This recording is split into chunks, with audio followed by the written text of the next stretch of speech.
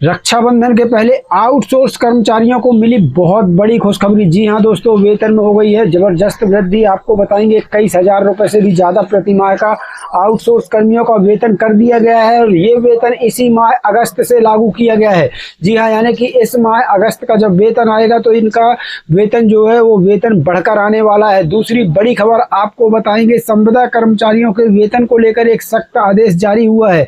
जी हाँ दोस्तों, संविदा कर्मचारियों के लिए अब ऐसा आदेश जारी हुआ है कि हर माह की 1 से 5 तारीख तक इन संविदा अस्थायी कर्मियों का वेतन हर हाल में विभाग को करना होगा। विभाग को सख्त आदेश जारी कर दिए गए हैं। दोस्तों, तीसरी बड़ी खबर आई है, नगर निगम में तमाम अस्थायी कर्मचारी जो काम कर रहे हैं उनके लिए अब सीपीसीटी और 10 अंक क्रेडिट करना अनिवार्य हो गया है। अगर ये लोग सीपीसीटी या 10 अंक क्रेडिट नहीं करते तो इनकी नौकरी पर भी खतरा आ सकता है। 3 बड़ी खबरें आज हम आपको बताने वाले हैं। वीडियो करते हैं शुरू। ये सभी खबरें मध्य प्रदेश, राजस्थान और उत्तर प्रदेश से आ रही हैं, यानी मध्य प्रदेश, उत्तर प्रदेश, राजस्थान की बड़ी खबरें हैं। तो चलिए वीडियो को करते हैं शुरू। वीडियो को लाइक और शेयर कर दीजिएगा। दोस्तों, आपका पार्थ गुरु ज्ञान चैनल पर बहुत बहुत स्वागत है। मैं सतीश तिवारी लेकर आया हूँ 3 बड़ी अपडेट।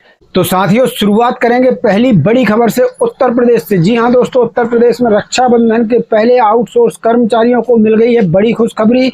उत्तर प्रदेश के महाराजगंज में 52 आउटसोर्स कर्मचारियों के मानदेय में बढ़ोतरी कर दी गई है। जी हां, तो दोस्तों सबसे पहले बात करेंगे उत्तर प्रदेश की, तो महाराजगंज डिपो में काम करने वाले आउटसोर्स कर्मचारियों के लिए राहत भरी खबर सामने आई है।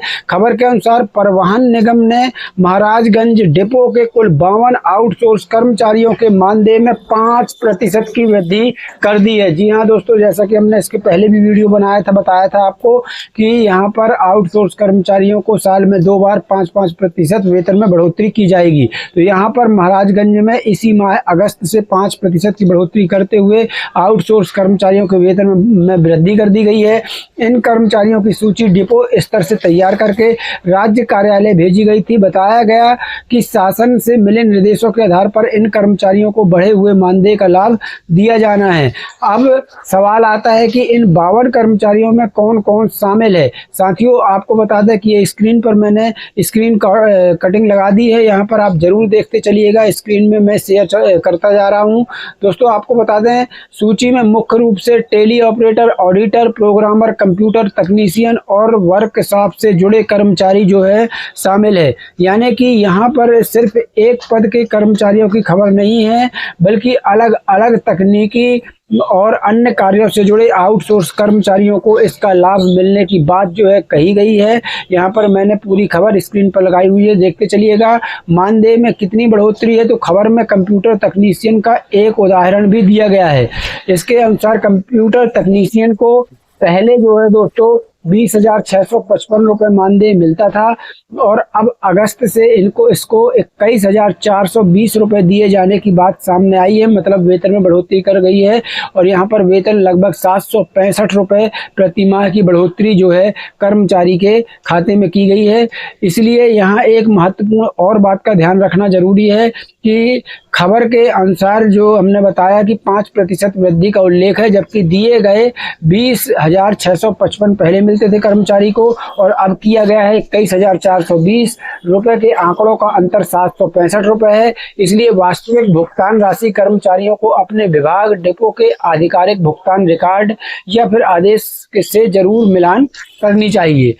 किसे मिलेगा लाभ, तो खबर के अनुसार महाराजगंज डिपो में ऐसे कर्मचारियों की सूची तैयार की गई थी जो लंबे समय से आउटसोर्स के रूप में काम कर रहे थे, लेकिन उनको बढ़े हुए मानदेय का लाभ नहीं मिल रहा था। इसी आधार पर सूची तैयार की गई और राज्य कार्यालय भेजी गई। परिवहन निगम समय समय पर कर्मचारियों को वरिष्ठता और निर्धारित मानकों के आधार पर बड़े मानदेय का जो है लाभ हमेशा से देता रहा है और इसी आधार पर इन कर्मचारियों की भी वेतन वृद्धि यहाँ पर की गई है। इसलिए इस खबर में सबसे महत्वपूर्ण बात यह है कि महाराजगंज डिपो की तैयार सूची में शामिल कुल 52 कर्मचारियों को बढ़े हुए मानदेय का लिए लाभ दिए जाने की बात जो है कही गई है। और खबर में यह भी बताया गया है कि बढ़ा हुआ मानदेय अगस्त महीने से दिया जाएगा, मतलब इसी महीने से दिया जाएगा। तो ये कहीं ना कहीं आउटसोर्स कर्मचारियों के लिए अच्छी खबर है। हो सकता सकता है, इसके बाद और विभागों का भी नंबर लग सकता है। दूसरी खबर की ओर बढ़ते हैं तो जो कि राजस्थान में आ रही है। राजस्थान से संविदा कर्मचारियों को लेकर और सीएचओ के मानदेय भुगतान को लेकर एक बड़ा आदेश जारी हुआ है। और यहाँ पर दोस्तों आपको बता दें, राजस्थान सरकार के चिकित्सा स्वास्थ्य एवं परिवार कल्याण विभाग और राष्ट्रीय स्वास्थ्य मिशन से संबंधित ये बड़ी खबर है। और यहाँ पर आपको बता दें कि संविदा कर्मचारियों के मानदेय वेतन भुगतान की कार्रवाई त्वरित किए जाने के संबंध में ये आदेश जो है जारी किया गया है। ये पूरा आदेश मैंने स्क्रीन पर लगा दिया है, आप स्क्रीन पर आदेश जरूर देखते चलिएगा। इस पत्र का सबसे महत्वपूर्ण मुद्दा है मानदेय भुगतान में देरी। तो इस आदेश में क्या कुछ लिखा है पूरा मैं आपको सरल भाषा में दिखा रहा हूँ, ये स्क्रीन पर आप आदेश जरूर देखते चलिएगा।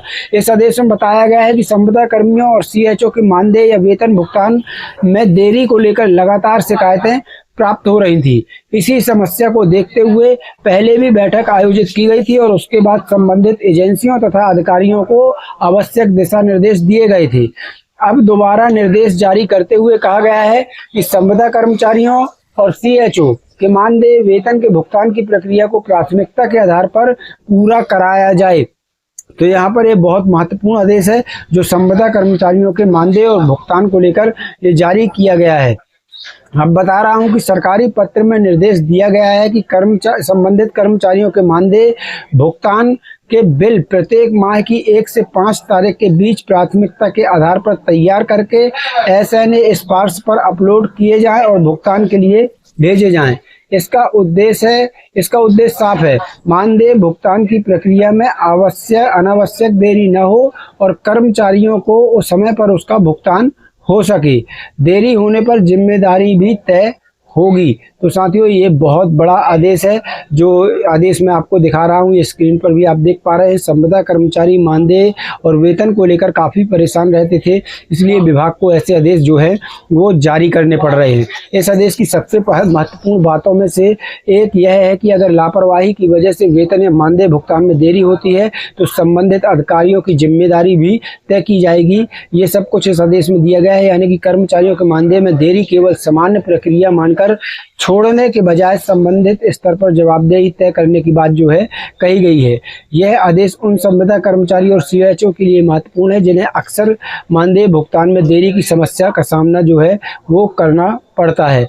साथियों तीसरी बड़ी खबर आपको बता दें, तीसरी बड़ी खबर आ रही है मध्य प्रदेश से, जहां पर मध्य प्रदेश के नगर निगम में जो कंप्यूटर ऑपरेटर काम करते हैं उनके लिए उनकी योग्यता और प्रशिक्षण को लेकर ये बहुत बड़ी खबर है। यहां पर आपको बता दें कि मध्य प्रदेश के नगरीय प्रशासन एवं विकास विभाग से संबंधित ये आदेश है। ये आदेश मैंने स्क्रीन पर लगा लिया है, देखते चलिए। ये मध्य प्रदेश से आदेश आया हुआ है। विभाग ने नगरीय निकायों में कार्यरत कंप्यूटर ऑपरेटरों की योग्यता, नियुक्त कार्य करने की पात्रता को लेकर निर्देश जो है वो जारी कर दिए हैं। पत्र में बताया गया है कि नगरीय निकायों की अलग अलग शाखाओं, योजनाओं और परियोजनाओं में जो कंप्यूटर ऑपरेटरों द्वारा कंप्यूटर से जुड़े कार्यों के साथ साथ विभिन्न विभागीय ऑनलाइन पोर्टल और आईटी आधारित प्रणालियों का संचालन किया जाता है, इसलिए कंप्यूटर ऑपरेटरों की तकनीकी दक्षता और साइबर सुरक्षा से जुड़ी क्षमता सुनिश्चित करना आवश्यक हो गया है। और इसके लिए अब कंप्यूटर ऑपरेटरों को क्या करना होगा वो नियम भी जान लीजिए। पहला नियम है सीपीटीसी, सभी कंप्यूटर ऑपरेटरों के लिए सीपीसीटी पास करना बहुत जरूरी है, यानी सीपीसीटी को अनिवार्य कर दिया गया है। और दोस्तों यहाँ पर मैंने स्क्रीन में ये पूरा आदेश लगा दिया है, देखते चलिएगा। इसका मतलब यह है कि कंप्यूटर ऑपरेटर के पद पर कार्य करने के लिए निर्धारित कंप्यूटर दक्षता प्रमाणन को पूरा करना होगा, यानी सीपीसीटी आपको अनिवार्य कर दिया गया है। दूसरा यहाँ देख लीजिए, आईगोट कर्मयोगी पर साइबर सिक्योरिटी कोर्स। दूसरी आवश्यकता आईगोट कर्मयोगी पोर्टल से जुड़ी है।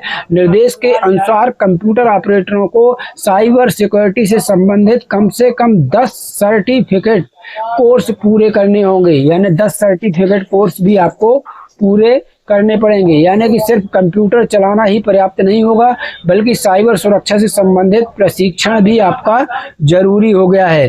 तीसरा 50 क्रेडिट पॉइंट इसके अलावा iGOT कर्मयोगी के माध्यम से कम 50 क्रेडिट पॉइंट अर्जित करने की बात भी कही गई है। इस तरह कंप्यूटर ऑपरेटरों के लिए 3 प्रमुख चीजें सामने आती हैं।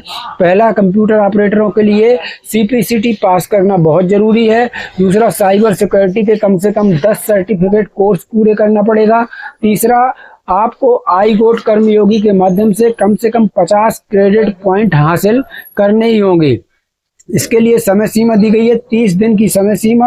पत्र में संबंधित निर्धारित योग्यताओं और प्रशिक्षण को 30 दिनों के भीतर पूरा कराने की बात कही गई है। और सबसे महत्वपूर्ण बात यह है कि इन निर्धारित योग्यताओं एवं प्रशिक्षण की पूर्ति के आधार पर ही नियमों के अनुसार मानदेय वेतन भुगतान की कार्रवाई सुनिश्चित करने के निर्देश जो हैं इस आदेश में दिए गए हैं। इसलिए मध्य प्रदेश के नगरीय निकायों में काम करने वाले कंप्यूटर ऑपरेटरों के लिए इस आदेश को गंभीरता से लेना बेहद जरूरी है। साथियों, ये सभी आदेश अगर आप चाहें तो हमारे टेलीग्राम और व्हाट्सएप ग्रुप चैनल से डाउनलोड कर सकते हैं। लिंक इसी वीडियो के डिस्क्रिप्शन में मैंने लगा दी है। मिलते हैं साथियों, अगर वीडियो की जानकारी अच्छी लगी हो, क्योंकि आज हमने आपको 3 खबरें बताई। पहली खबर आपको हमने बताई उत्तर प्रदेश से, जहां पर उत्तर प्रदेश में सड़क परिवहन निगम के 52 आउटसोर्स कर्मचारियों का मानदेय इसी माह अगस्त से बढ़ा दिया गया है। दूसरी खबर आपको बताई हमने मध्य प्रदेश से, जहां पर CPCT पास करना अब यहां पर नगरीय निकाय के कंप्यूटर ऑपरेटरों के लिए जरूरी है। और तीसरी बड़ी खबर आपको हमने राजस्थान से बताई है, जहां संविदा कर्मचारियों के वेतन निर्धारण को लेकर एक बड़ा आदेश जारी हुआ था। तो साथियों, अगर खबरें आपको पसंद आई हो तो वीडियो को लाइक और शेयर जरूर कर दीजिएगा। ऐसी ही खबरें पाने के लिए, तुरंत ताजा आदेश देखने के लिए इस चैनल को अभी के अभी सब्सक्राइब जरूर कर लीजिए। मिलते हैं नई अपडेट के साथ, तब तक के लिए जय हिंद, जय भारत।